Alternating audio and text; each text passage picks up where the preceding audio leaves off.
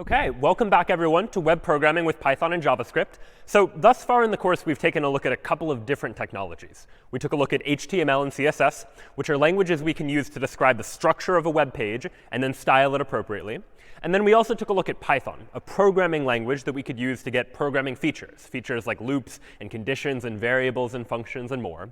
And what we're going to do today is introduce Django, which is going to combine these two. Django is a Python web framework, which is going to allow us to write Python code that is able to dynamically generate HTML and CSS, ultimately allowing us to build a dynamic web application. So what is this now going to enable us to do that we weren't able to previously do using just HTML and CSS?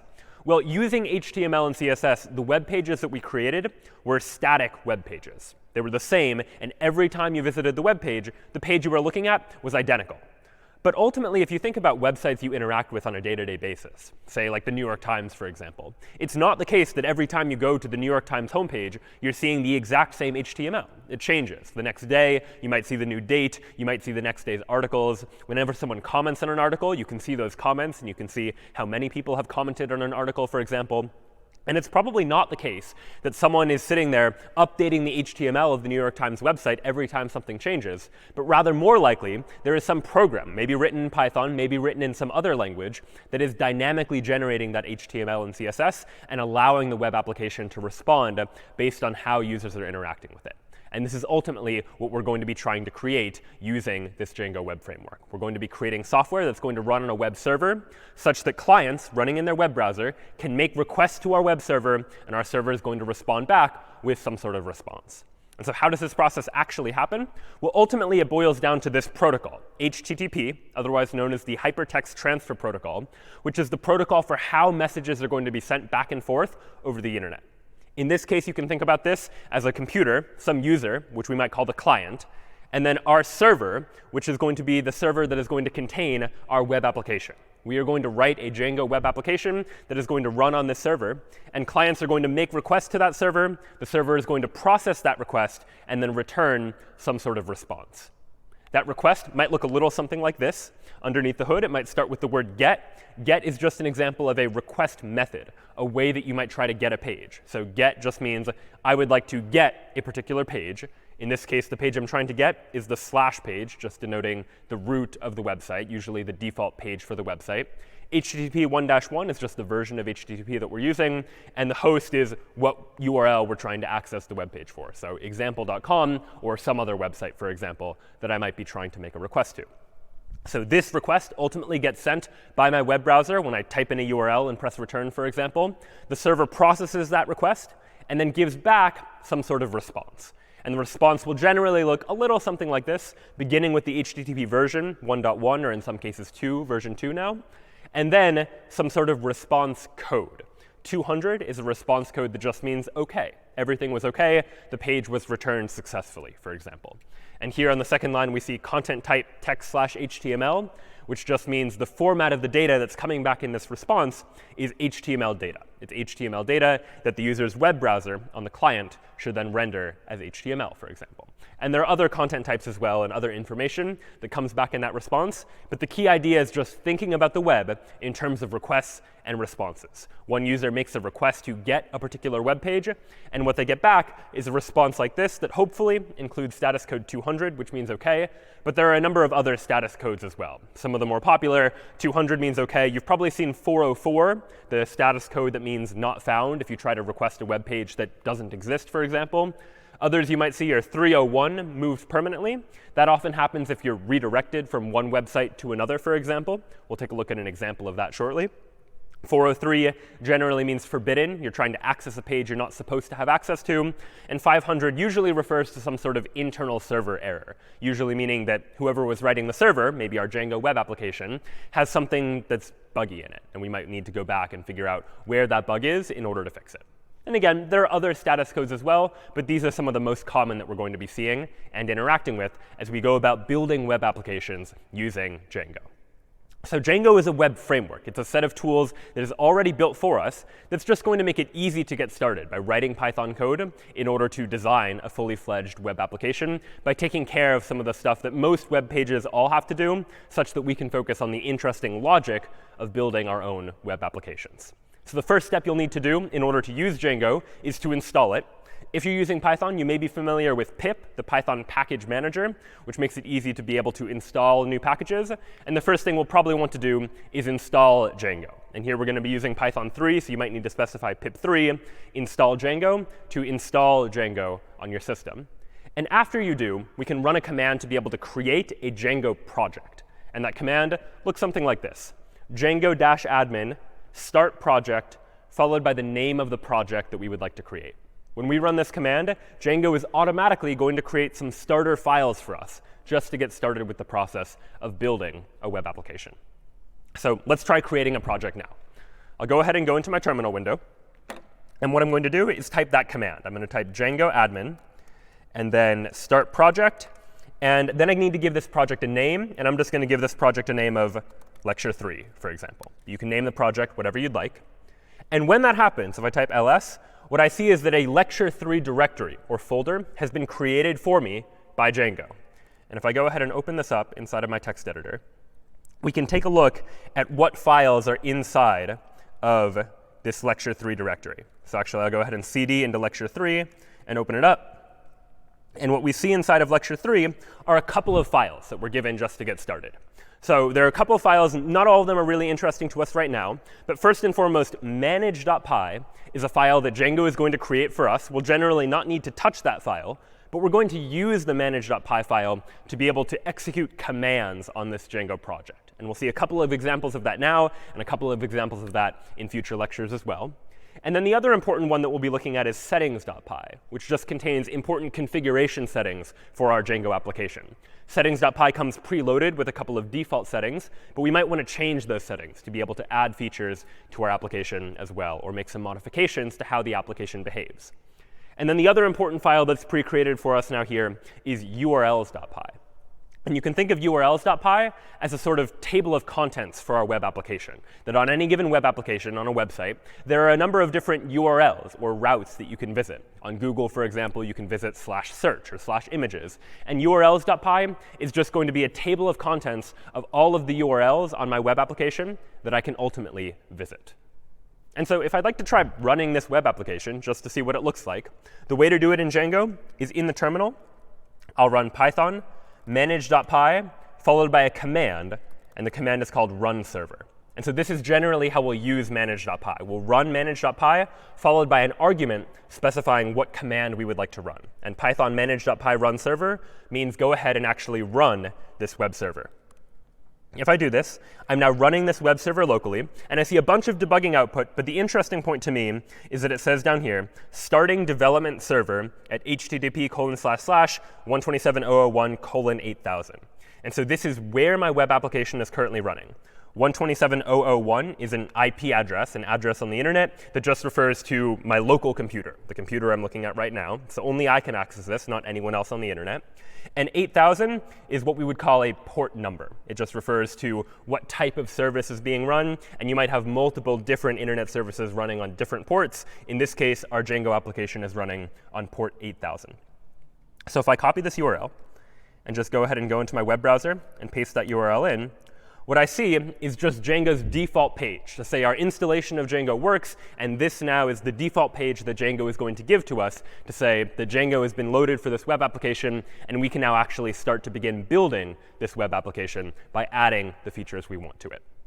And so what we've created here is what we call a Django project. And in terms of the way a Django project is structured, is that every Django project generally consists of one or more Django applications. So one project may have multiple applications within it. And the reason for this division is if you think about big websites, oftentimes a big website, a big project, has multiple different apps that are sort of separate services that operate within it. Google, for example, has Google Search, but also Google Images and Google News and Google Maps, where you can think of each of those individual services as a separate app all under one larger project, like Google, for example. Or Amazon's website, for instance, might be one big project that has a couple of different apps within it. One app for shopping, maybe, and one application for Amazon's video service, for example. And so Django comes preloaded with this ability to take a project and divide it into multiple distinct apps. Maybe for simpler apps, we're only going to have a project that has one app inside of it instead of multiple, but it has the ability to allow us to create these separate apps that have different capacities. So if we want to get started with Django, the first thing we'll need to do after we create a project is create a Django app. And so the way to do that, if we go back to the terminal, I'll go ahead and exit out of this server by pressing Control-C to say I would like to exit, stop running the server. So now if I go back to that URL and refresh it, it won't work because the Django server is no longer running. But I'll run the command python manage.py start app, and then the name of the app that I would like to create. And for our very first app, I'll just call this app hello, for example. So I've now created one Django project called Lecture 3, and inside of which I've created the very first app that I've now called hello. And so if we take a look at our files now, you'll see that in addition to a Lecture 3 directory, which existed before, we also now have a hello directory that Django created for us that is going to contain the information needed for the hello app to work. And there are a number of files, again, that are generated by default. We're not going to look at all of them today. We're going to focus primarily on views.py. We'll see why in a moment, which is going to be the file that lets us describe what it is the user sees when they visit a particular route, for example, where we can decide what gets rendered to the user. And the other files we'll take a look at over the course of this term, taking a look at what additional features Django has to offer. So we've now created this hello app that we would like to install into this project. And in order to install it, we need to go into the settings for this particular Django project. So if I go into the Lecture 3 directory and open up settings.py, what I'll see here is a big file all created for me by Django. I didn't write any of this code, but this is all just the default configuration for a Django project. And if you scroll down, somewhere there you'll see a variable called installed apps, which is where Django configures what apps are installed on this project. And there are a whole bunch of individual apps that are installed by default that are just created by Django. One, for example, manages sessions, which we'll take a look at a little bit later. But if I want to add my new app that I've just created called hello to these installed apps, I'll go ahead and just add to this list of strings, this installed apps variable, I'll just add hello. And so now hello is going to be an installed app on this particular Django project. So now what I'd like to do is actually make this app, this hello app, do something and display something when I try and visit a particular route, for example. So how can I go about doing that? Well, let's go ahead and go into the hello directory, and let's take a look at views.py inside of my hello app. So here's the default file I get for views.py. I see a command that's given to me by default that says create your views here. And you can think of each view as something the user might want to see. So let's go ahead and just create a default view. And in order to create a view in Django, we're going to define a function. So this function, I'll just call index. This function, by convention, takes as argument a request argument. And this is going to be an argument that's going to represent the HTTP request that the user made in order to access our web server. So if we want information about that request, we can look inside of this request object to get access to some of that data. And we'll take a look at that momentarily, too. But now, what would I like for this request to do? Well, what I want to do for now is let's just do something simple and return an HTTP response of hello world, for example. Now, HTTP response is a special class created by Django. And so if I want to use it, I'll generally need to import it. And so Django is going to give us a lot of features that we might want to use in our web applications. But if we want to use them, we generally have to import them first. And it just so happens, and I only know this from reading Django's documentation, that I can include a line like this from django.http import HTTP response to say I would like to import the ability to give an HTTP response. And now what I have is a function representing my view. This function is called index. And what the index function does is it just returns an HTTP response of hello world. And so this is the response. But now we need to tell the app, like, when should you actually return this response? What URL is the user going to visit? And this is where we now begin to create some URL configuration, some sort of setting to tell Django when a particular URL is visited, then this function should be run in order to return that particular HTTP response. So how to do that? Well, in order to do that, we're going to need to create a urls.py file for this particular app. So Django has one urls.py file that works for the entire project. But oftentimes, we'll have each app contain its own urls.py file, just for the sake of separating things out into different places, such that if we have multiple different apps, each of which is doing something independent, we can have each of those individual apps have its own urls.py file to control what URLs are available for that particular app. So I'll go ahead and go into the hello directory.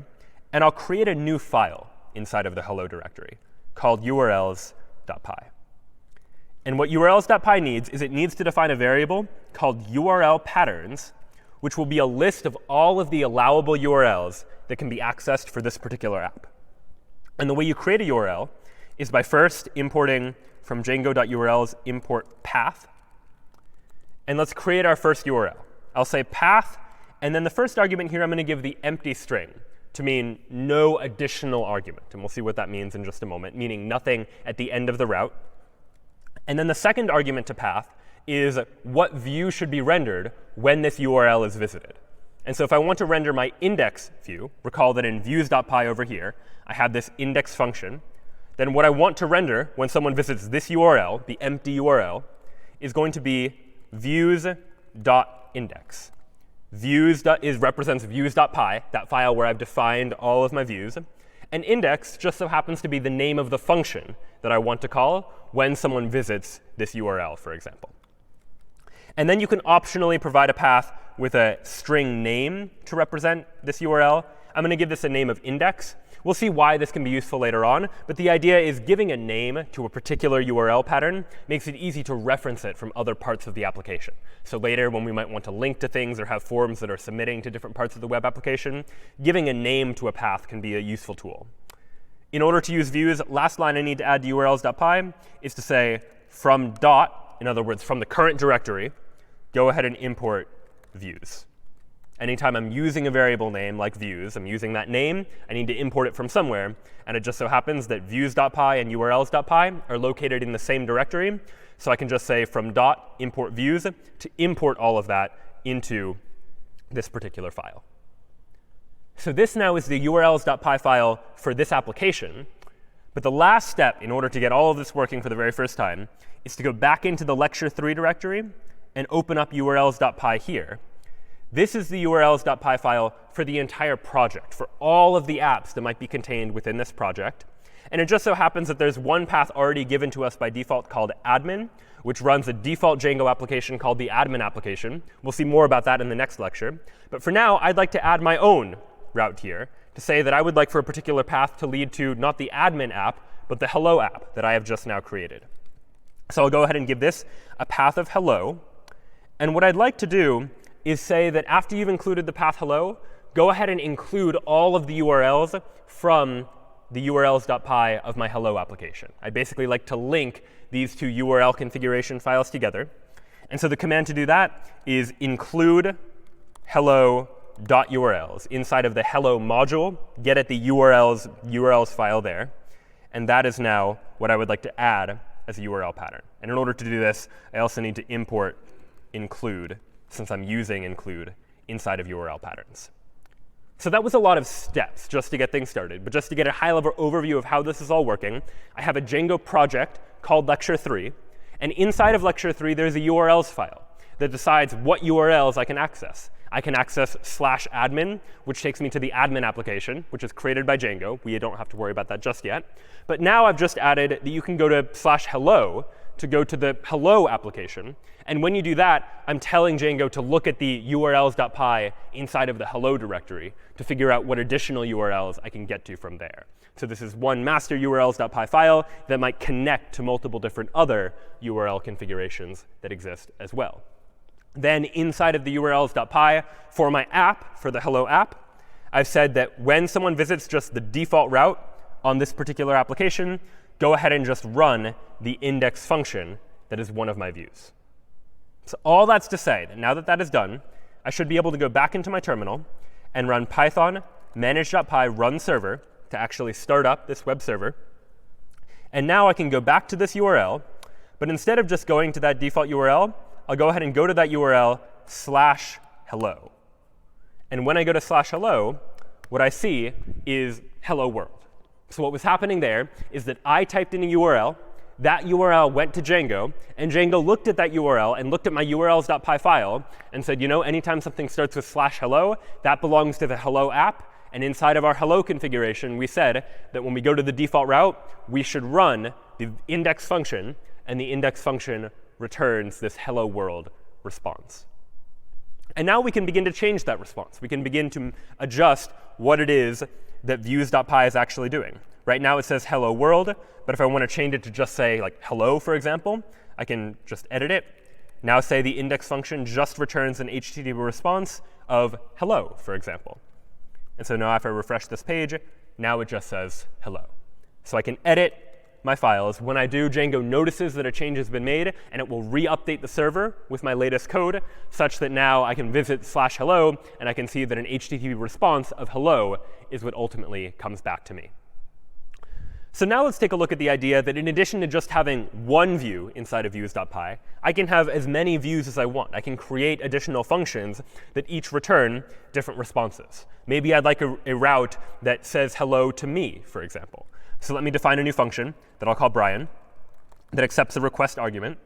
And this function is just going to return HTTP response hello Brian, for example. And now I need to associate this new view that I've created with a URL. So I'll go ahead and go back to urls.py inside of my hello directory. And so I have a default route represented by the empty string that loads the index function. But I can add to this. Just add to this list, add a new path, where if I type Brian into the URL instead, that will load the Brian function. And I'll go ahead and give that a name as well. So now, if I refresh the page, I'm still on just the /hello route, and that just displays hello, for example. But if I go to /Brian, for example, now I see hello Brian. I have two different URLs, one that is just /hello with nothing after it, which was that empty string, and one which was /hello with Brian following it, that loads a different view function that returns a different HTTP response. And so we could imagine continuing to do this. I might want a web application that has a number of different URLs that I can visit. So I could go ahead and add like a David function, for example, that returns an HTTP response of hello David. And then again, inside of my URL configuration, I would say, go ahead and give me another route called David that loads the David function. Each time I'm giving it a URL, so what comes after the /hello, I'm giving it a function to run, the David function inside of views.py, and giving it a name just to make it easier to reference a little bit later. And so now I have /hello/Brian, and now I have /hello/David, each of which displays a different HTTP response. So you can imagine starting to use this feature to begin to build a web application that has a number of different routes, that has different routes to do different things. And many web applications are parameterized by what it is that's actually in the URL. So for example, on Twitter, you can go to twitter.com/someone's username to see all of that user's tweets, for example. Or GitHub, a service we've taken a look at now, you can go to github.com/your GitHub username to be able to see all of the repositories for a particular user, for example. So if you think about how that might be implemented, if either of these services were using Django, they might have a urls.py file or something like it that is just defining a whole bunch of URLs and saying what route should be associated with them when someone visits that page. But you can imagine ultimately that this is probably going to start to get tedious. That if I want to say hello to anyone, if I want to not only support /hello/Brian and /David, but I also want to support arbitrary names like /Harry or /Ron or /Hermione, well then it would seem that I need to create a whole bunch of different functions, each of which says hello to a different person, and then create a whole bunch of different URLs to be able to do that as well. But it turns out that what I can do is create URL patterns that have placeholders, in effect, things that allow me to parameterize the path via certain path converters, so to speak. So what does that actually mean? Well, let's instead of creating functions that just say hello Brian and hello David, let me create a new function that's just called greet, for example, that also takes a request, but takes an additional parameter. Takes a parameter like someone's name, for example. And this greet function is going to return an HTTP response of hello, comma, and then I'll go ahead and plug in the name here. And I'll need to add an f to the beginning of the string to indicate that it's a formatted string. This is just Python syntax to say that I would like to say hello, not just to anyone, but to whatever the value of the name variable happens to be. I'd like to substitute the name variable into that greet function. And then what I can do is inside of urls.py, I'll go ahead and add another path. But instead of saying a name like Brian or David or Harry, for example, here, I'm going to say, in angled brackets, stir::name. And when someone visits that route, let's go to the views.greet function, and the name for this route will be greet. And so what's going on here is we have a fundamentally different kind of path. Rather than prescribing exactly what the URL should look like nothing after the end of the route, or Brian at the end of the route, or David at the end of the route, this route here on line 7 is saying this route could be any string that we're going to give a variable name of name to, but you could replace name with something else entirely. And this could be any string. So it could be Brian or David, or it could be any other name. And when that happens, we'll call the greet function. And when that function is called, it will pass in this argument, this name, as a parameter to that function. So now I'll be able to create a custom route that allows me to specify any string and figure out how to deal with that appropriately. So now if I visit /hello/Harry, for example, not a route that I explicitly created, but that is a string, Harry is a string, I press return, it says hello Harry. I can go to /hello/Ron and say hello Ron, and /Hermione to see hello Hermione as well. And you know what? Maybe just for good measure, I'd like to capitalize this name, like Hermione, for example.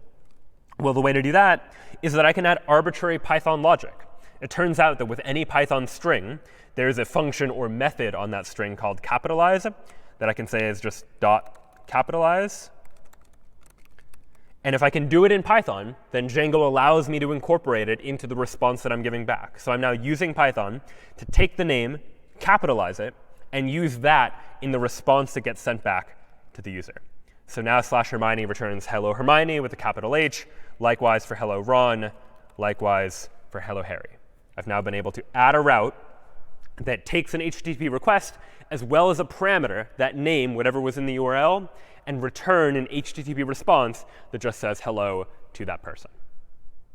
So these HTTP responses can be any HTML content. Right now we're just using text, but you can imagine adding lists or tables to this as well. But you might imagine that if I have to include an entire HTML page just inside these double quotes, that's going to get unwieldy very quickly. Very quickly, we're going to find that there's a lot of HTML to just go in a single string inside of a Python program. And if we think back to the principles and the ideas that we've been looking at in this course so far, we've generally tried to separate out different parts of our application wherever possible. And there's a lot of value in that. One, in just keeping things clean. Two, in making sure that people are able to collaborate. If you want one person working on the Python logic and one person working on the HTML, you'd rather they not step on each other's toes as they're working. And so what we can do in Django as well is separate the response, the HTML, from the actual Python code here as well. And so the way we can do that is instead of returning an HTTP response, I can instead, let's say for this default route, instead of returning an HTTP response of hello, let me go ahead and render. And when I render something, I need to pass in the HTTP request. But I'll also pass in the name of a template. And I'll go ahead and call this template hello/index.html. So if I don't want to render just a string, but I want to render an entire HTML file, I can call this render function, pass in the request, but then also pass in the name of a template. And now all I need to do is create that template. So let me go ahead and inside of the hello directory, I'll create a new folder called templates. Inside of that templates, I'll create a folder called hello, because the template name here is hello/index.html. So I need to create a folder called hello, inside of which is a file called index.html. I could have just called it index.html without the hello, but the reason we often want to prefix our templates with a directory name is to so-called namespace them, to make sure that if we have multiple different index.html files in multiple different apps, to make sure they don't conflict with each other. So Django best practice is to use hello/index.html, or whatever your app name is. And inside of that hello directory, I'll then create a file called index.html. And this index.html can contain any HTML content, same as we've seen before. So I could add that doc type, the HTML tag, a title of hello, and maybe inside the body, I'll have an h1 that says hello world, for example. And so I can have an entire HTML page just like this. And now, when I visit the default route of my web application, by going back into my web browser and just going to /hello, for example, now I see that HTML that I've defined inside of index.html. It's a big h1 that just says hello world. And it turns out that these HTML pages, these templates that I can render using Django, are parameterizable as well. Right? Maybe I want to implement hello/Hermione as some sort of HTML page, an HTML page that says hello, Hermione. And using HTML out of the box, you can't really do stuff like this. HTML is a markup language, not so much a programming language, which means it doesn't by default have support for things like a variable to represent someone's name. But using Django's ability to take an HTML page and treat it like a template that we can render, Django's added its own templating language, so to speak, on top of the existing HTML. And I can take advantage of that to be able to render an HTML page that actually has a variable inside of it, or a condition inside of it, or a loop inside of it, as we'll see in just a moment as well. So let's go ahead and go back to views.py. And the function that I would like to change is this greet function here, that right now is just returning an HTTP response. But I'd like to render an entire page, for example. So what might I render? Well, let's render a template called hello/greet.html. And then this render function can take an optional third argument, which is called the context. And the context is all of the information that I would like to provide to the template. All the variables, for example, that I want the template to have access to. And so one thing I might want my template to have access to, for instance, is something like a name. And so this is a Python dictionary, just a sequence of key-value pairs. And this name might be associated with what value. So name is the key. The value I want to be name.capitalize. And so what's going on here is that now, when I render this template hello/greet.html, I'm providing that template with some additional context, some additional information, as represented by this dictionary here, where I'm providing information with a key of name. I'm effectively giving this template access to a variable called name. And its value is whatever name.capitalize is equal to, where this name here is the argument to the function greet. So now I can return this template, and inside of greet.html, I can use this variable called name. So how do I go about doing that? Well, let's first create that greet.html file. So inside of the template/hello directory, I already have index.html. I'll go ahead and create a new file called greet.html. And inside of greet.html, I'll go ahead and write some HTML. And inside the body of the HTML, whereas before I might have said something like hello, world, I don't want to say hello to world. I just want to say hello to whoever the name is, whatever is contained inside of that variable called name. So how might I go about doing that? Well, what I can do is use these double curly braces. And double curly braces are part of the Django templating language that allows me to say, I would like to plug in the value of a variable into this particular position inside of my template. And so if I include the word name here, then what I'm saying here is that when you render this greet.html template inside the body of the page, I would like for there to be an h1, a big heading, that just says hello, and then inside these double curly braces, I'm saying plug in the value of the variable name there. If name is Hermione, it's going to be hello Hermione. If it's Harry, it's going to be hello Harry. If it's David, it's going to be hello David. So let's go ahead and give this a try now. Now, when I go to /hello/Harry, for example, I now see a big h1 tag that says hello Harry. If I go to /hello/Ron, I see a big h1 that says hello, Ron. And the reason why all this is happening, the way we're getting to that final position, is because URLs says that when I have a URL that just is a string, like someone's name, we'll call the greet function. The greet function inside of views.py is taking the name as an argument, rendering the greet.html template, and passing in that name as part of the context, part of what the template has access to. And inside of greet.html, here's the actual HTML file. Here's where we then plug in the value of name.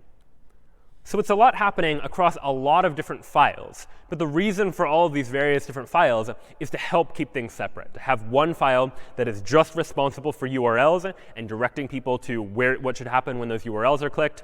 Then we have one file, views.py, that is entirely responsible for deciding on this particular view what template should be rendered, what information should be passed in as context. And then I separately have a file for each of my HTML templates that are saying, what does the page actually look like? And so if you start to begin to think about this separation of components inside of a web application, it can help to make the structure of a Django application a little bit clearer. So we've now been able to use the Django templating language to put variables inside of our HTML templates, to be able to create an infinite number of different routes where I can visit /hello/some name in order to display hello to that person's name. But the Django templating language is even more powerful than just that. There are a lot of additional features that the templating language is going to give us access to. And we'll take a look at a couple of those now. And to start, I'm going to introduce you to a website you may be familiar with. I consider it to be one of the simplest websites on the internet. It's a real website called isitchristmas.com.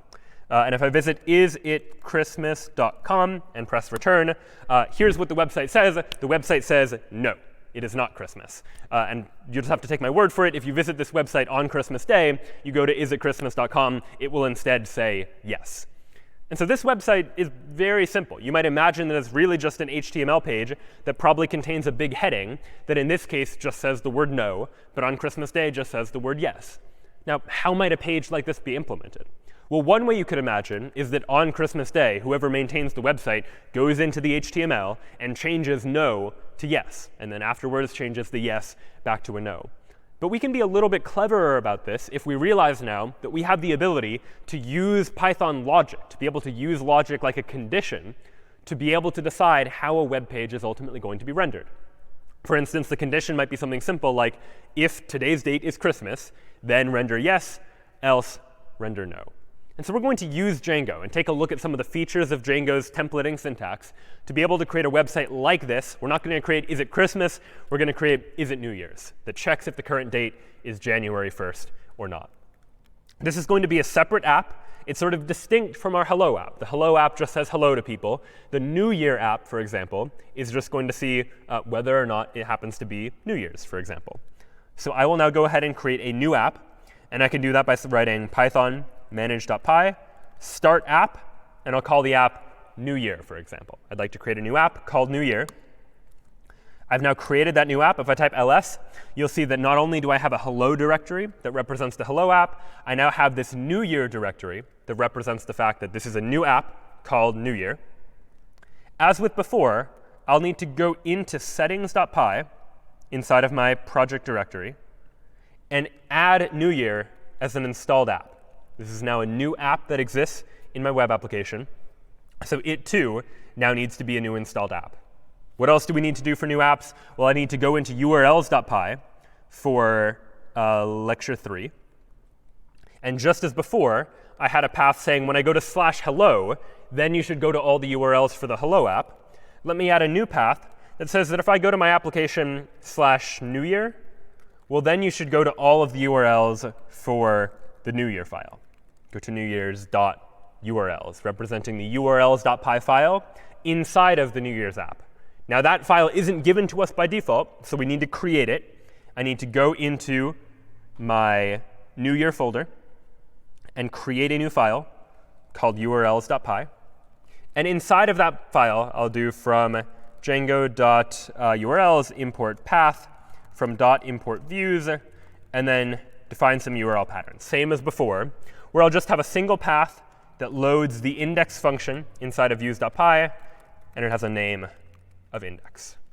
So again, just mirroring the type of structure that we've already seen before in the Hello app. This app is just going to have a single route, the empty route, that loads the index function. Now all it's left to do is to actually create that index function. So I go into views.py, and here now I'll define an index function that takes an HTTP request as an argument. And now inside of this index function, I would like to add some logic that checks whether or not it's January 1st. And so how might I go about doing that in Python? Well, it turns out that there is a date-time module in Python. And you can learn about this just by reading up about its documentation to figure out how it works. And the date-time module gives me access to things about the date and time, for instance. And I can play around with the date-time module outside of Django just to get a feel for how it works. If I just type Python into the interpreter, into my command line rather, what I get is the Python interpreter that lets me just write Python code just to experiment and test and see what the result of running this Python code would be. So I can try like import date time, for example. And let me create a new variable called now, which is datetime.datetime.now. It just so happens that inside of the datetime module is a function called datetime.now that gets the current date and time, for example. And so inside of now, I have access to variables like now.year, for example, which tells me the year, now.month, now.day, that gives me information about the year, the month, and the day of the current timestamp, based on getting whatever the current time is right now. And given that I have this information, you can imagine us constructing a Boolean condition to check whether or not today is in fact the new year. And that condition might look like now.month equals 1 and now.day equals 1. And I can press return and see that, OK, the result of this condition is false. It is not true that both the month and the day are true, or are 1, rather. And so using that sort of condition, I can now take that and adapt it into my Django view that I'm using to try and render whether or not it's the new year or not. So how might I go about doing that? Well, what I'd like for my index function to do is return render a template. The template will be called newyear/index.html. And then what context would I like to provide to this template? What information, what variables do I want for this template to have access to? Well, I want it to have access to a variable that'll just be called new year. And in order to access that, I need access to the current date. So to do that, at the top of my file, I'll go ahead and import datetime. And inside of my index function, let me give myself a variable called now, which is equal to datetime.datetime.now.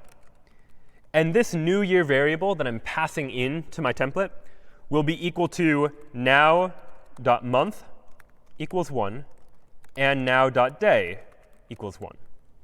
So if it is the case that after I get the current date and time by running datetime.datetime.now, saving the result inside of this variable called now, if both the month and the day are equal to 1, then the value of this new year variable is going to be true when the template gets access to it.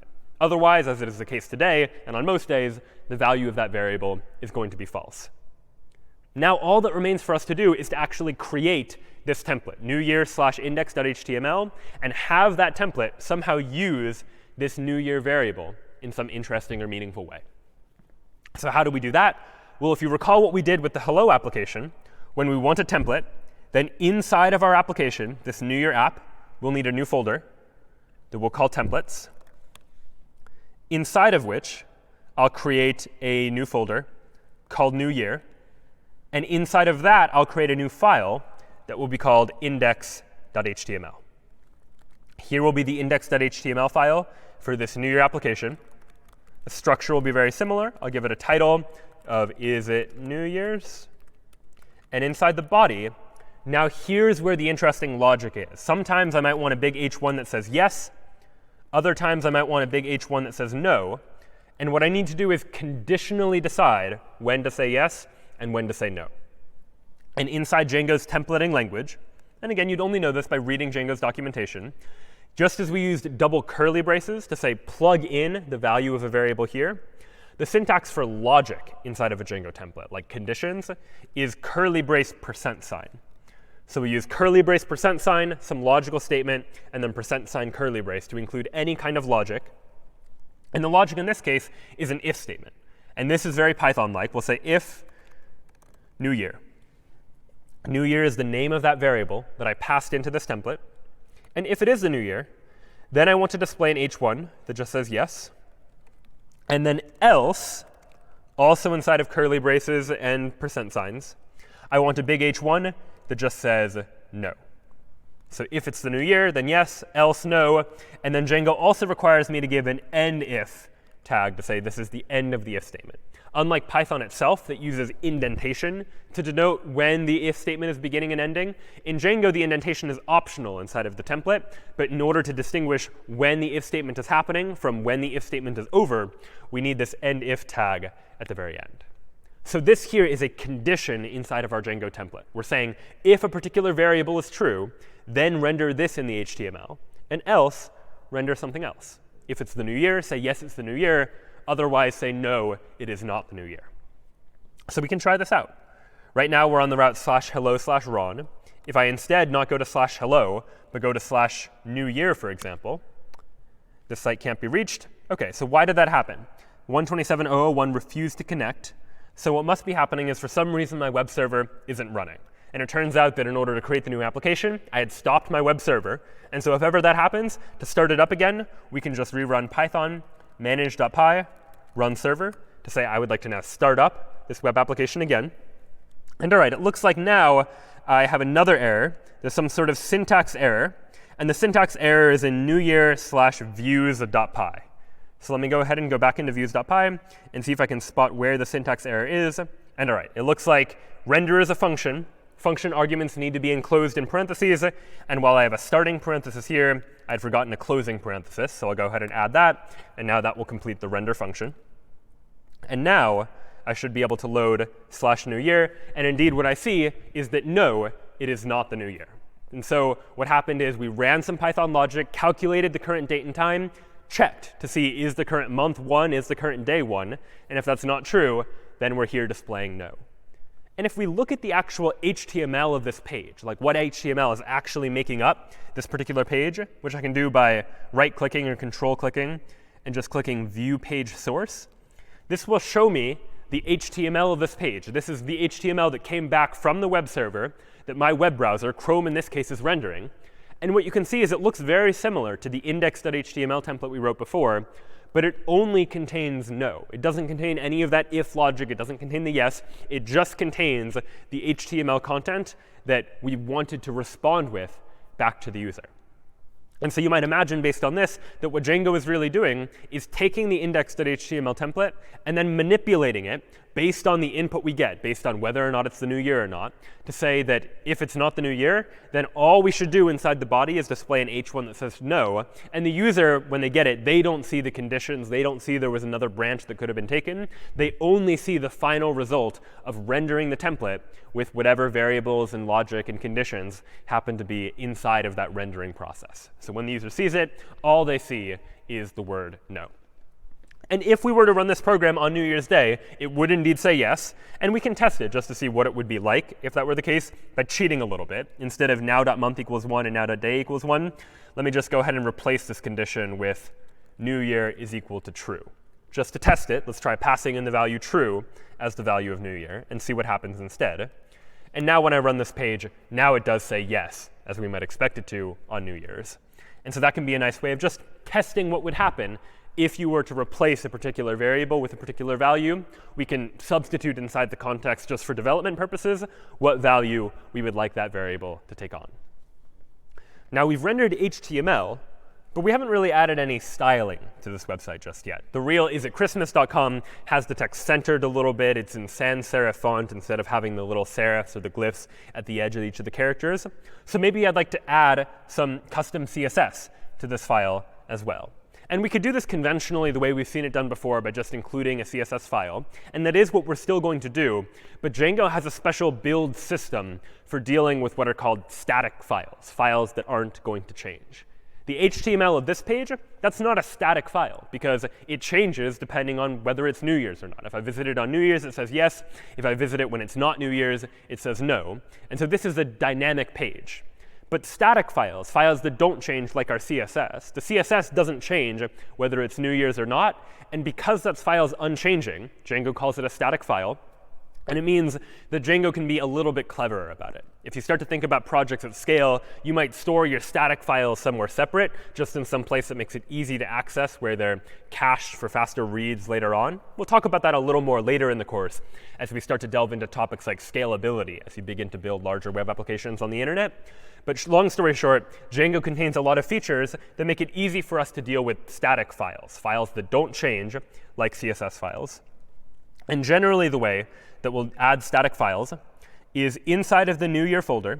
In addition to having a templates/newyear/index.html, we'll also create a new folder called static that will contain all of the static files that we would like to include inside of this application as well. Inside of static, I'll create a new folder called New Year, inside of which is a new file called styles.css. And so inside of styles.css, I can now write all of the same CSS that I would want to have written before. So maybe I want all my H1s to have a font family of sans serif, a font size of 90 pixels maybe, and I want the text alignment to be centered. Just a couple of CSS properties and values, same as we've already seen, just to say I would like to give H1 tags this particular style. Now what's left to do inside of index.html is at the top of our page, I'll go ahead and add a command that says load static, to mean go ahead and load static files for this particular HTML page. And now I'll go ahead and link a style sheet. You'll recall that this type of command inside the head section of my web page, where I would like to link some particular URL as a style sheet, is how I add CSS to a page.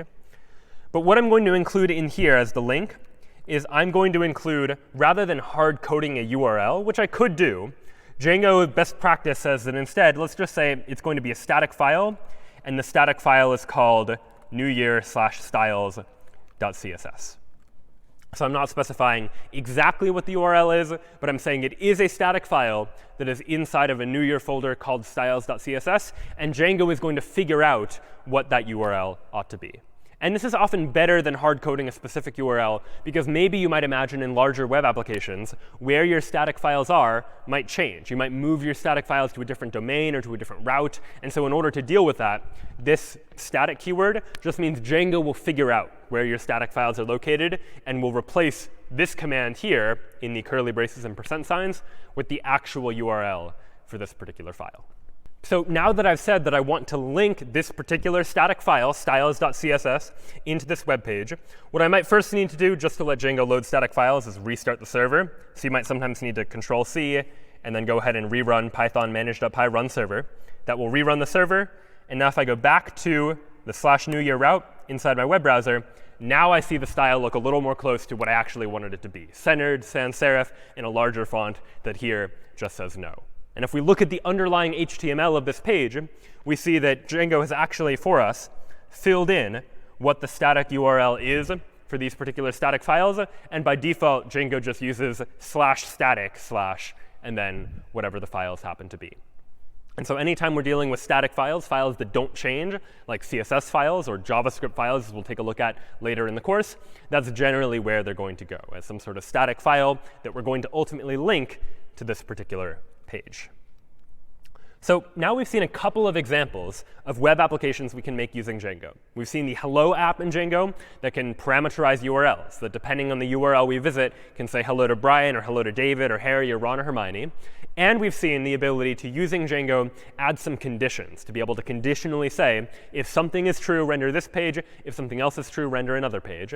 Let's now use these features plus some additional features to begin to build a more sophisticated web application, something like a to-do list. That maybe I want a web application that gives me a list of tasks, that lets me add new tasks to my to-do list, and lets me view all of the tasks that are currently on my list. And I'd like to build this up one step at a time.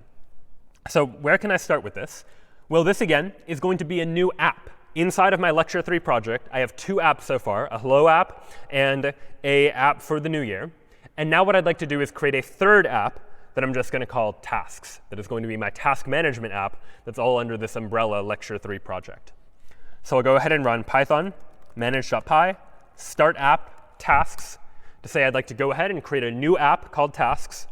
Anytime I create a new app, a couple of steps I need to follow.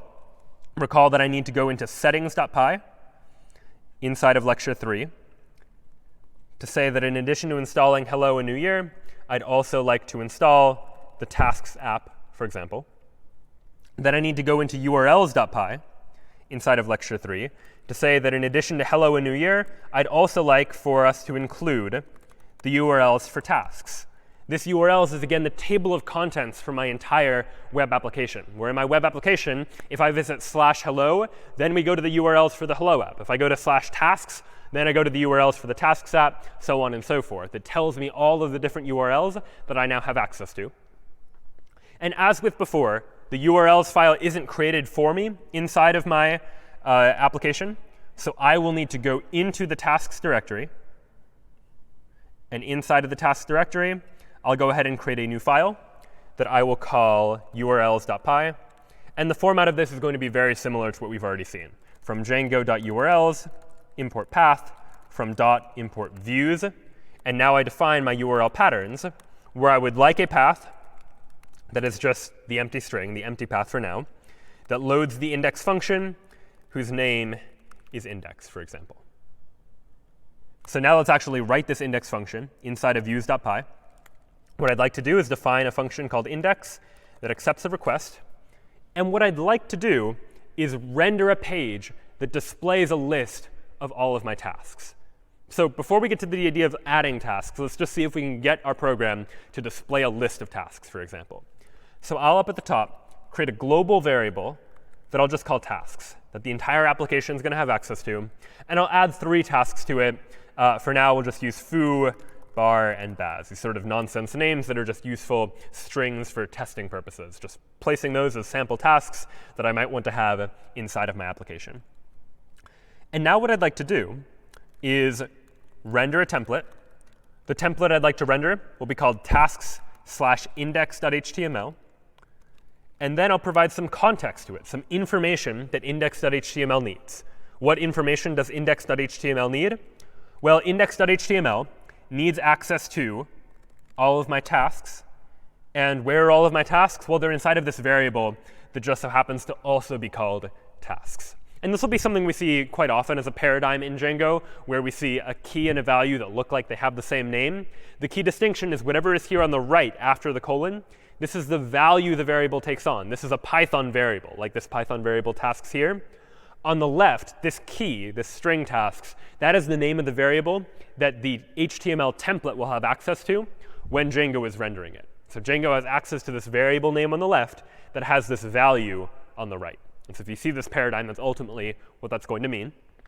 And now what I need to do is create this index.html file and make it use this tasks variable somehow. How might I go about doing that? Well, I can go back into my tasks directory, create a new folder for my templates.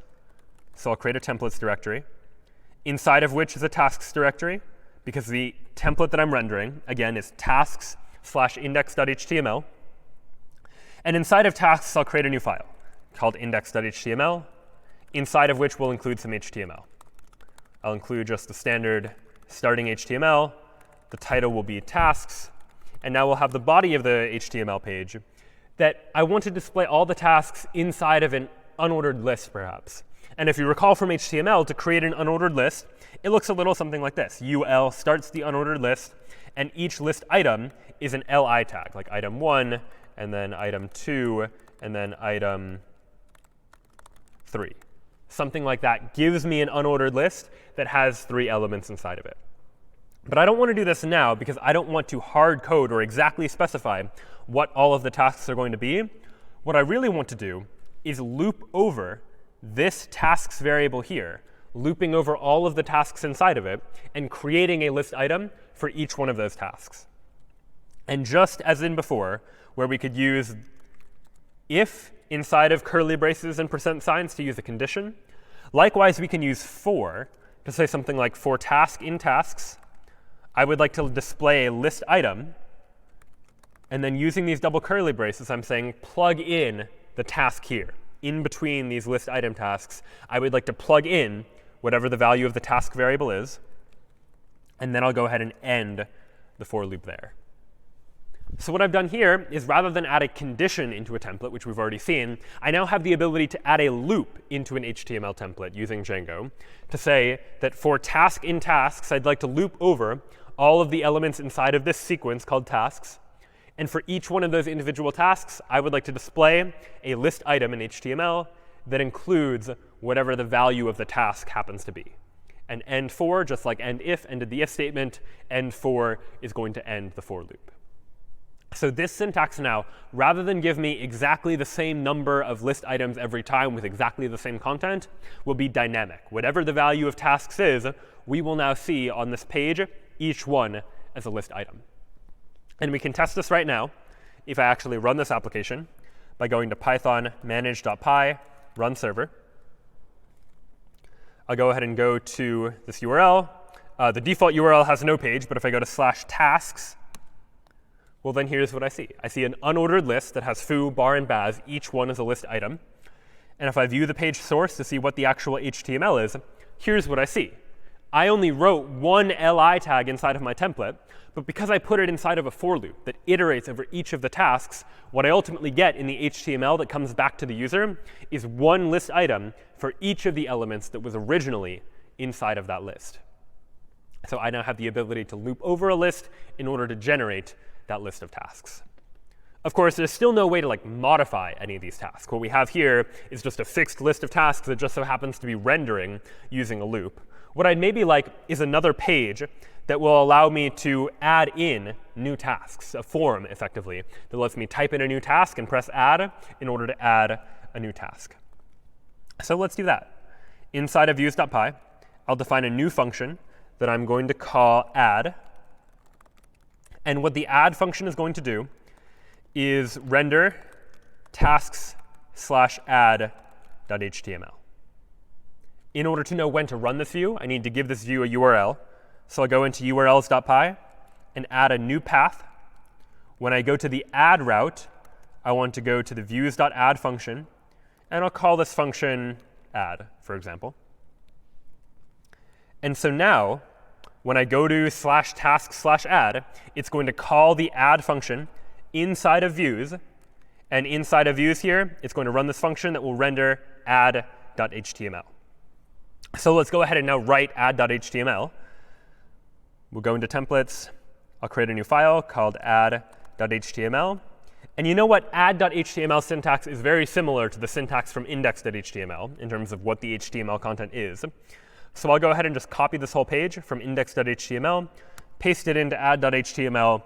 The only thing that's different is the body of the page, where instead of an unordered list that displays all the tasks, I'd instead like a form, where that form has an input whose type is text, and maybe this input field has a name called task, such that I can access that input data later, and an input whose type is submit, for example. And maybe I'll give it a big heading at the top that says, add task, for example. So now I have a new route that adds a task. So my default /tasks route just displays a bulleted list of all the tasks. And if I go to /tasks/add, here now is my form that gives me a place where I can type in a task, press submit, that right now does nothing, but that ultimately I hope will actually add a new task. Of course, something I just did there should strike us as not the best design. In particular, the decision I made was because the general structure of this HTML page is so similar. It's got the HTML tag. It's got a head. The title of the page is tasks. Ultimately, I just copied all of the content of index.html and pasted it into this new HTML page, add.html. And anytime you find yourself copy-pasting, this should be another area where you start to think there's probably a better way to do this. And with just pure HTML, there kind of wasn't. If we wanted multiple different HTML pages that displayed similar content, we needed the same HTML on all those different pages. But now in the world of Django, we have the ability to use something called template inheritance. What I'm now going to do is define an HTML file called the layout, just some file that the other files, add.html and index.html, are going to inherit from.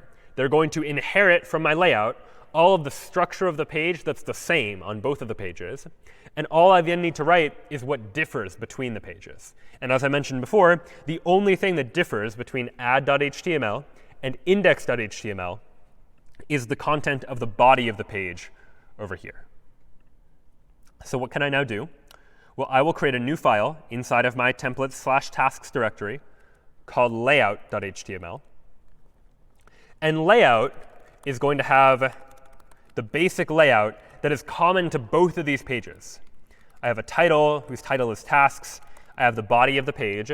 And maybe there's more in common with both of the pages as well that I could add. But right here, this in between the body tags, this is the body of the page that is going to change between each of the different pages. So to denote this inside of a layout in Django, I'll again use the curly brace and percent signs. I'll call this a block, and then I'll give this block a name. I'll call it body, just because it's the body of the page, but I could give it any name. And then I'll add an end block at the bottom here. And so what I've now said inside of this layout file is that this layout file has a body inside of this structure of the page, and inside the body is this block called body. And what I'm saying here is this block might change depending on which file we're using, add.html or index.html. The rest of the structure won't change, but the content of this block called body, might change. And so now what I can do inside of index.html and add.html is, instead of including all of this logic, I can get rid of everything other than the key part of the page that's going to be different about index.html. The only thing different about index.html is this unordered list. And what I'll now include at the top of index.html is I'll say that this HTML page extends tasks/layout.html. So this is now this idea of template inheritance. I'm inheriting from the layout.html template, basically saying use the layout.html template, except inside of block body, I would like to include all of this content.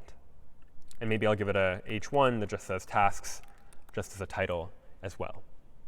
And so now what index.html is saying is, rather than need to include all of that HTML, all I need to say is this HTML file is based on the layout.html file.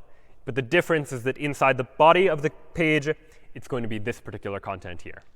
And for add.html, I can do exactly the same thing. I can just add this line, extends tasks/layout.html, to the top of add.html. And then I can get rid of all of this boilerplate code, so to speak, and just include the part of the page that differs inside the body of the page. And so it seems like we've done a fair bit more work for just these two pages. But if you imagine more complex websites that might have dozens or hundreds of different pages, the ability to factor out the HTML that pages have in common can definitely be very helpful just for good design, to be able to make sure we're not repeating ourselves. And if we ever need to change the structure, rather than change it in dozens or hundreds of different places, we just change it in one place inside of the layout file. And the result of that is that it's going to change in each of the pages that inherit from that page as well. And we can test this by just going back to /tasks/add, which looks fine, and back to tasks looks fine too. Both of these pages now are inheriting from that basic layout.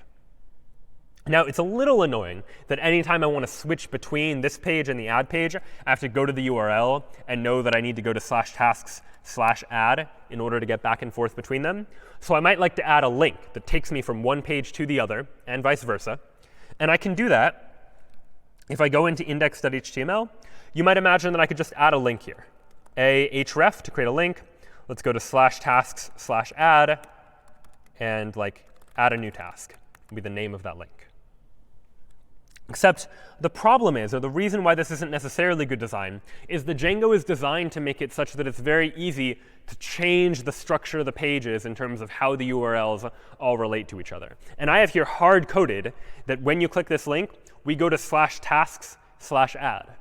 And if ever I wanted to change that URL, maybe instead of /tasks/add, I wanted /new instead of /add. Well, then I'd need to change it in two places. I'd need to go back to the urls.py file to change the actual URL to say instead of add, it should be called new. But then I need to find every place where I use that URL, and I'd need to change it there as well. So in order to deal with this, Django has an additional feature that basically lets Django figure out what the URL should be instead. And we do that by using the name that we gave to each of those routes. And so this is where that name becomes relevant. That I can here just say, link to a particular URL, link to the URL called add. So I just said link to URL called add. And how Django figures this out is based on the contents of my urls.py file. That inside my urls.py file, I defined a number of different paths, and I gave each of those paths a name. This one was called index. This one was called add. And so when I did that, I was able to say, if you link to a URL called add, Django will find a URL whose name is add and link me directly to that route. And so if ever I were to change the route to something else, Django would just figure out what the new URL should be, and I wouldn't have to worry about it. Django would fix the problems for me. And so now, if I go back to the tasks site, I can click the Add a New Task button, and that will take me to the add task. And maybe now I'd like to add a link that goes back. So I can go to add.html and maybe add a link down at the bottom, ahref equals, and what URL would I like to link to? Well, my default page was just called index, so I'll go ahead and include the word index. I'd like to link to the URL index, and then view tasks, maybe, as the name of the link. So now if I go to just the default tasks page, I see a link to go add a new task. And now I see a link that's going to take me back to the ability to view tasks. And when I click on that link, I see no. And now that's probably not what I wanted. I wanted to go back to the index page for my tasks application. But it seems that when I clicked on view tasks, I'm taken to no. And what's going on here? Well, if you look at the URL is /New Year. Somehow I was on the tasks app, I clicked a link, and I'm back at the New Year app. How did that happen? Well, it turns out this is an example of a namespace collision, where I have two things that all have the same name. And in this case, what's happening is that I have a urls.py file for my tasks application, where I have a route called add and a route called index. But it just so happens that inside of the New Year folder, if I go up to New Year, and I look at New Year's urls.py file, the New Year's urls.py file also has a path whose name is index. And so what I said was create a link, and I would like that link to link to the thing that has the URL with a name of index. And it turns out there were multiple things that all had a name of index. And so Django didn't know which to choose, and it just chose the New Year one. And you might imagine that linking between apps is something you might reasonably want to do. You want to, from Amazon's shopping page, for example, be able to click a link that takes you to Amazon Video, or you want from Google Search to be able to click a button that gets you to Google Maps. But in this case, this isn't quite what I wanted. There's a namespace collision where two things have the same name that I would now like to be able to fix. And the easy way to fix this is inside of urls.py for my tasks application, let me just give each of these URLs an app name called tasks. This just helps to uniquely identify all of the URLs, because now inside of add.html, rather than just link to a URL whose name is index, I'm going to instead link to tasks:index to mean from tasks, the tasks app, get the index URL. And likewise, inside of index.html, I'll link to tasks:add to get at that particular route from this particular application name. So now, if I go back to the site, go back to my tasks page, now the links work as expected. I can get to the new tasks, and I can get back to the list of all of my tasks as well. So this now works. I now have these two pages, one that displays my list, one that displays my ability to add a new task. But the form to add a new task doesn't really do anything right now. I type in a task. I type in like foo if I want to add a task called foo, and I press submit, and like nothing happens. Nothing changes meaningfully on this site. So I'd like for this form to do something. And we've seen that we can add an action to a form to be able to take that form and submit it somewhere. And that's what I'd like to do when I add a new task. I'm going to add an action to this form. And when I submit the form, what URL would I like to submit it to? Well, I'll go ahead and submit it back to the URL for tasks:add. I'll send it back to that add URL when I submit the form. And I'm going to give this form a specific request method. Its method is going to be post. And so we've already seen a request method of get. Anytime you type in a URL or click on a link to go to another page, the request method implicitly associated with that request is called get, which just means I would like to get a particular page. Anytime you're submitting data that has the potential to change some state inside the application, like changing the state of the list of tasks that is stored inside the application, then we'll generally use a different request method called post. Post is generally used for submitting form data. It doesn't include parameters inside the URL the way a GET request does, as we saw with Google, for example. But this post ability is going to give us the ability now to send data via a different request method to my add route. And so let's now give this a try. Now I'm going to go to task/add. I see the ability to add a task. And maybe I'll add a task like check email or something and press submit. And all right, I get an error. Forbidden. This 403 in parentheses means that is the response code that came back. This is an error that Django has generated for me. So this 403, as we saw before, means forbidden. I don't have permission to do this for some reason. Now, why don't I have permission to submit this form? It says CSRF verification failed. So CSRF stands for cross-site request forgery. And what that means, it is a security vulnerability that is inherent in some forms if they're not designed in a secure way, meaning that someone could forge a request to a particular website using some form on their own separate website, for example. You might imagine that someone on a different website might trick the user into submitting a form that submits its data to our add task function that adds a new task to their task list. And maybe that's not a big deal for tasks, but you might imagine in more secure contexts, more sensitive contexts like a bank, for example. They might have a form on their website for transferring money from one user to another. And if they're vulnerable to this sort of attack, cross-site request forgery, someone else on a different website could trick the user into submitting a form where it submits form data that goes to the bank's website to say, I would like to transfer money from this one user to another user. So we would like to be able to design forms that are not vulnerable to that particular security vulnerability, that don't allow for requests to be forged by another website. So how can we go about doing this? Well, one strategy that can be used in order to deal with these sorts of attacks is to add into our form a hidden cross-site request forgery token, or CSRF token, which will just be some unique token that's generated for every session. So every time a different user visits this particular form, they see a different CSRF token. And then when the user submits the form, they're submitting that token with the form. And our web application is going to check to make sure that that token is indeed valid. And if it is valid, then they'll allow the form submission to go through.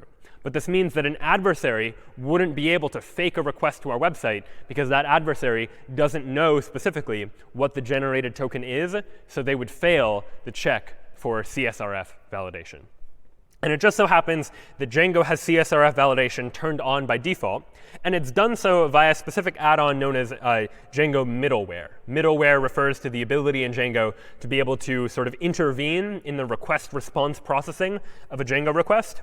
And if I look at the settings.py file, if you're curious, for this particular web application, inside of settings.py, if we scroll down, we see there's a whole bunch of middleware that's installed by default inside of a Django application in terms of making sure that we have various different features hooked into this request response processing. And one of those is the CSRF view middleware, this feature of Django that allows it to make sure that our requests, whenever we're submitting data via post, something that has the potential to change the state of the application in some way, that we need to have CSRF validation. We need to add some sort of token to our form to make sure that Django is able to authenticate the validity of this form, to make sure they know the form actually came from the web application itself. And it's quite easy to be able to add this token into our HTML page. Django has it built in. Inside the curly brace and %sign, we can just say, I would like to add into this page the CSRF token, for example, to go ahead and fill in the CSRF token right there. If I now go back to the page and refresh the page, now I see add task. But if we're curious, I can now actually go and view the page source. I can look inside this page. And here now is the form. And this is the form, same as we saw before. But you'll notice that Django has inserted this additional input field, this input whose type is hidden, meaning we won't be able to see it normally, whose name is CSRF middleware token. And here is its value, some long string of characters that Django has generated for me, such that when I submit this form, it's going to check to make sure this token is valid. And if it doesn't find this token, it is not going to accept my form submission. And if someone else goes to this website, they're going to see a different token presented to them as well. And that helps to make sure that nobody can forge these sorts of requests. So now if I type in a task that I'd like to add, something like check email, and press submit, now the form does submit without errors. Of course, it doesn't do anything. If I go back to my task list, it's still empty. But at least I've now been able to submit that form. It's worth noting that inside of add.html, we created this form sort of from scratch. I created an input field whose type is text and whose name is task. But creating forms is something that happens so often in the world of web programming, oftentimes with many different fields that you might want to change over time, that Django's added a number of ways to make it easier to create forms, to validate the data inside of those forms, just to make our lives a little bit easier when it comes to dealing with and interacting with forms. And so now we'll explore an alternative way of doing the same thing. What we did here just works. We can create a form just using raw HTML, as we've seen before. But Django also has the ability to create forms for us. So in order to do this, I'll go into views.py, and at the top add from Django import forms. And now I'm going to create a new class to represent this form. I'll create a Python class that I'll just call new task form, since I'll use it to create a new task. It will inherit from forms.form. And now inside of this class, I need to define all of the fields I would like for this form to have, all of the inputs that I would like the user to provide. And so I want them to provide the name of a task, which will be a character field or a char field, meaning I want the user to type in characters. And I can give this a label, call it new task, for example. And now what I can do is when I render add.html, I can add some context and say, give this template access to a variable called form, which will just be a new task form. I'm going to create a new task form, pass it into this add.html template.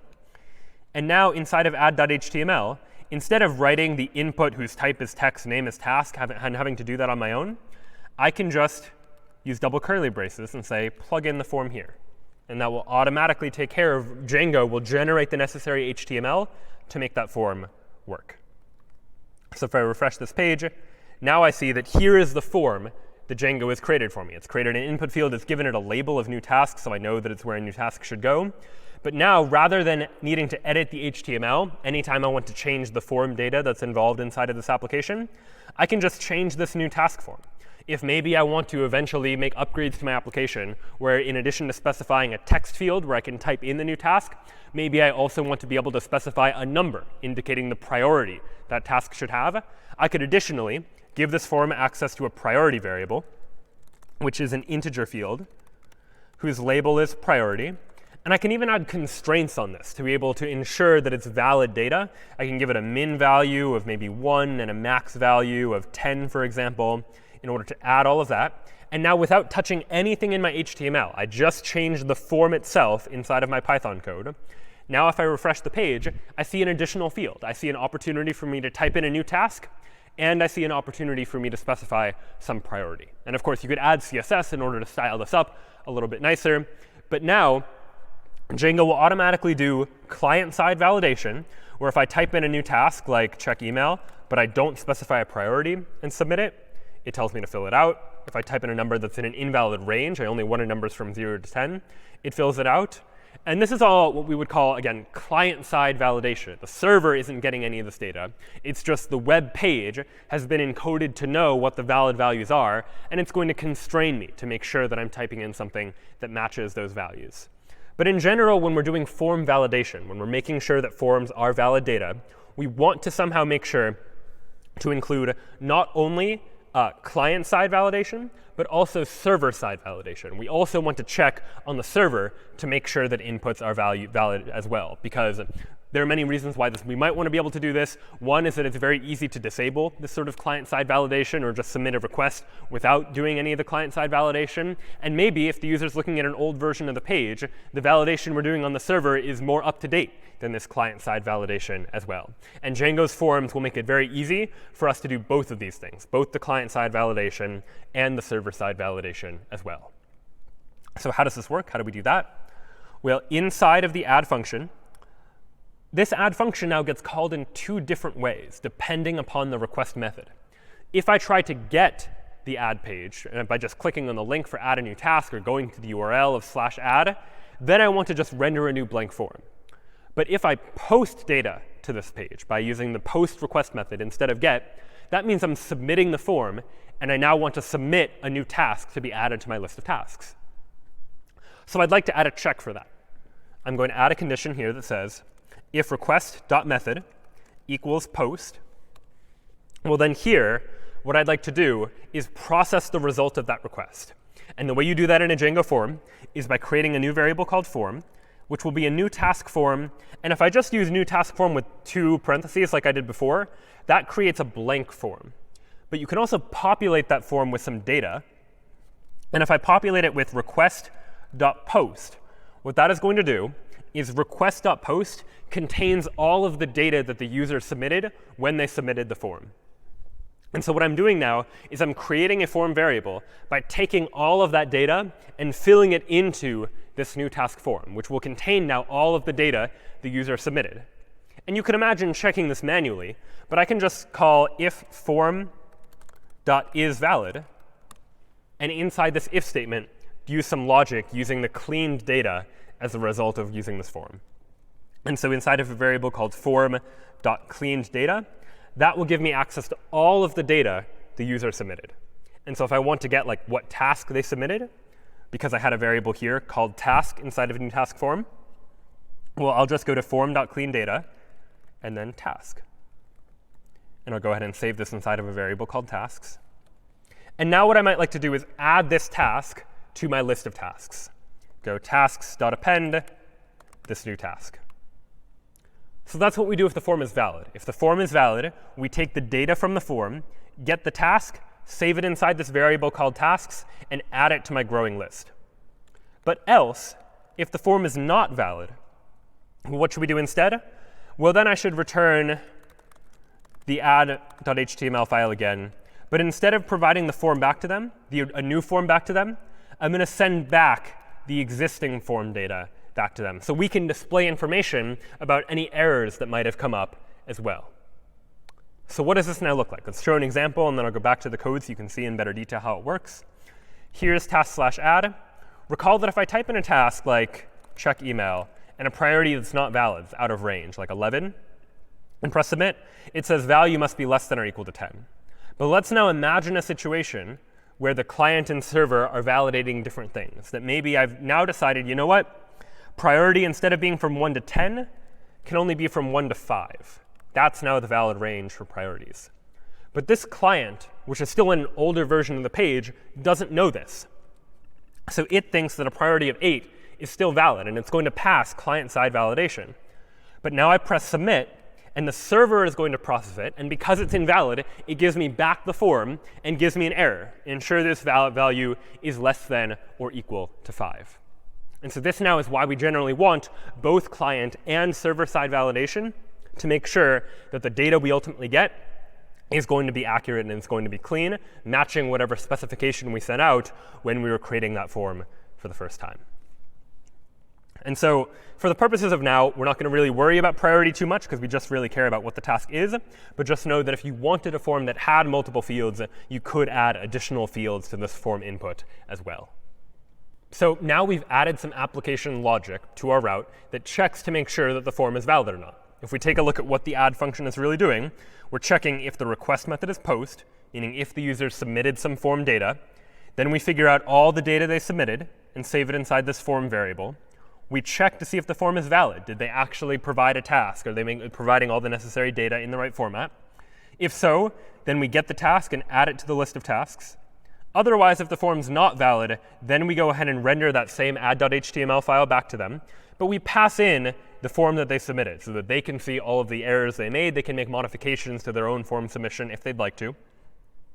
And then otherwise, meaning if the request method wasn't post at all, if the user just tried to get the page rather than submit data to it, then we're just going to render to them an empty form.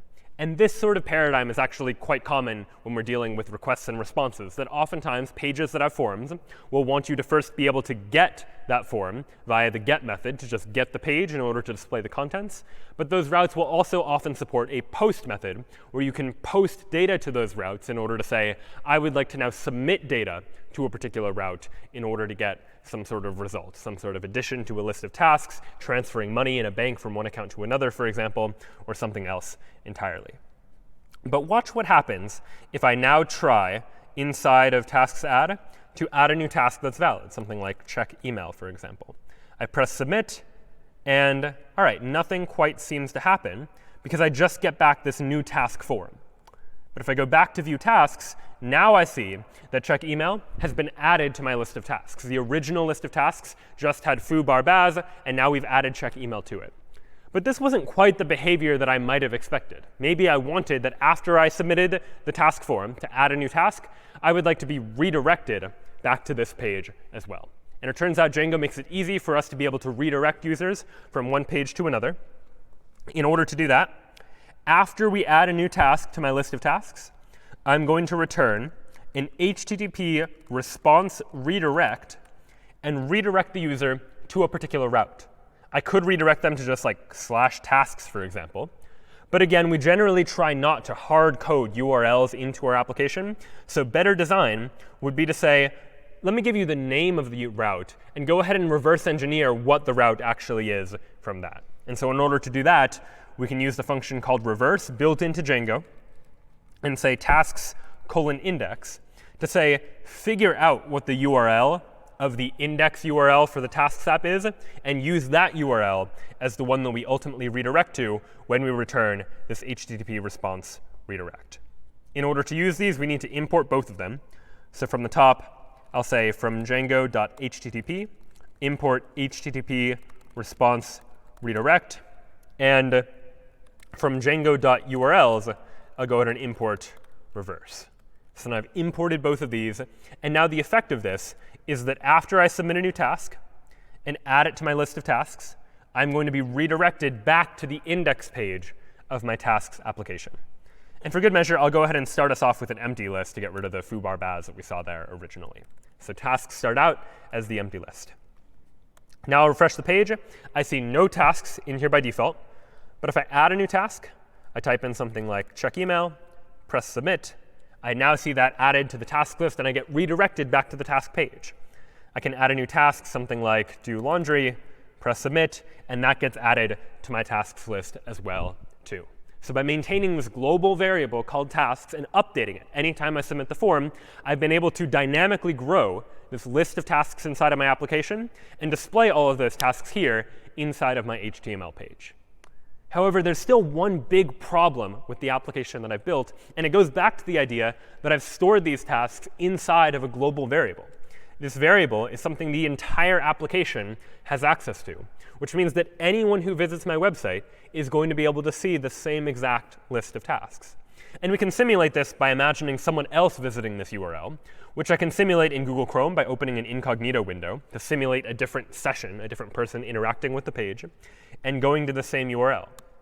What they see when in the incognito window they go to the same URL is they see the exact same list of tasks. Both me and another person see the same list because there's just one tasks variable across the entire application that is shared among all of the requests that come in to that particular application.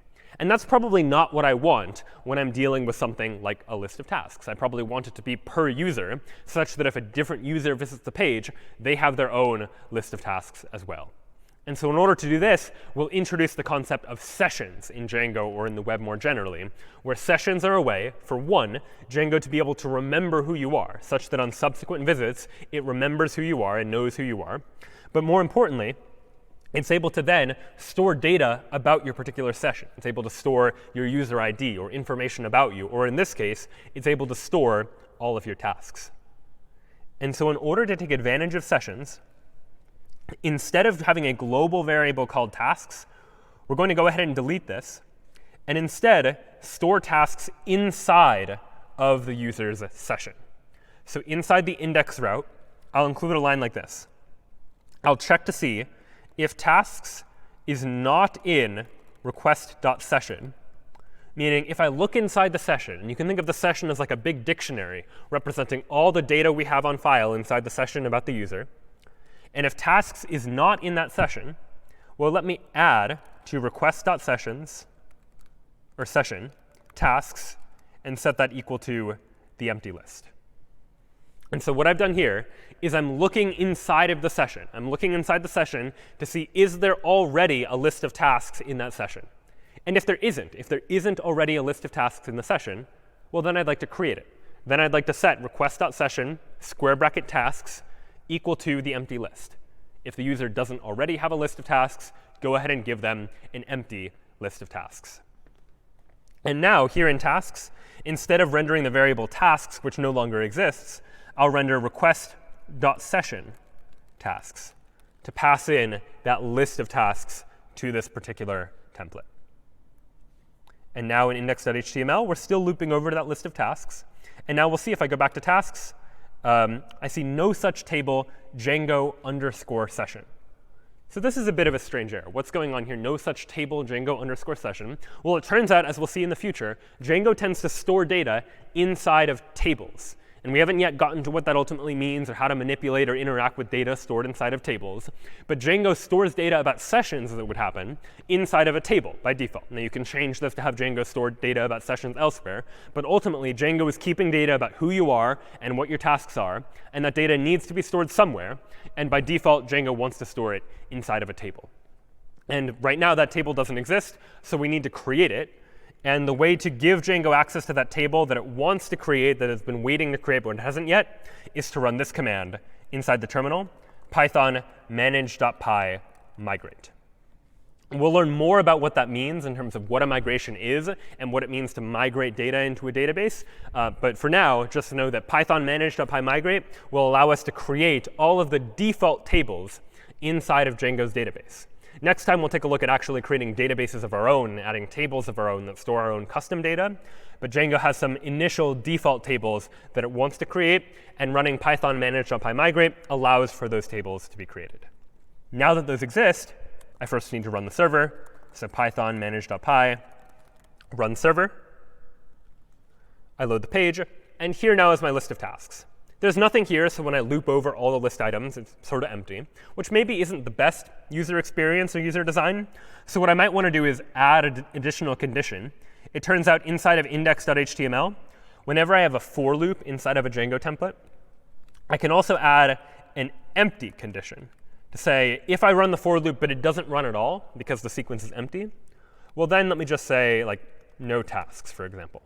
And this is just a nice-to-have feature of the Django language that just makes it easy for us to be able to deal with situations where we're iterating over a list and there's nothing in that list. So now I refresh the page, no tasks, exactly what I would expect to see. And now this index route seems to be working fine. What now needs to change when it comes to adding a new task? Well, rather than append the task to my list of tasks, let me go ahead and say request.sessionTasks, because that is my list of tasks. And let me add to request.sessionTasks this new task. I'm adding to it a new, sort of adding a list to the end of it that just contains the one new task that I got from the form. So when the form is submitted, we check to make sure the form is valid. We get the task the user submitted, and we append that to the list of tasks that's already stored inside of the session before redirecting the user back to the index page. So let's give it a try. We'll go back to this URL, back to tasks. I see I have no tasks initially. And now I can go ahead and add a new task, type in something like check email, press submit. And all right, now that's added, add a new task, something like do laundry, submit. And now both of those tasks are there. But now importantly, if you imagine someone in an incognito window or on a different computer visiting my same website, going back to this page, what they see is an entirely different list of tasks because they have a different session. Those sessions are determined by cookies, these little hand stamps that help the browser to be able to give some information to Django's web server to say, here is who I am, so Django knows what data to show you. And in this case, my original case, Django knows who I am, knows to show me these tasks. And in this case, it's a different user in an incognito window in this case. And so what they see is a list that has no tasks inside it at all. So now we've really just scratched the surface of what Django has to offer. But we see now the ability it has to be able to create dynamic web applications. Instead of just displaying HTML and CSS that's the same every time, using Django, we now have the ability to be able to generate programmatically custom HTML and CSS, either saying hello to a person's name based on what name is provided inside of a URL, or the ability to say to check the current date and conditionally display something if the date is one thing versus another, and the ability to store data on a session basis, to be able to store information about a user's to-do list, for example, such that on subsequent visits they can see their list of things they need to do with a different list for each of these possible users. And here really is just the beginning of what Django has to offer. Where Django gets very powerful is when it comes towards storing data inside of databases and manipulating that data and interacting with that data in various different ways. And that's ultimately where a lot of the power of a web framework like this ultimately comes in. We'll explore more of that next time. But for now, that was just a look at Django and how we can use it to be able to build these sorts of web applications. This was web programming with Python and JavaScript. We'll see you next time.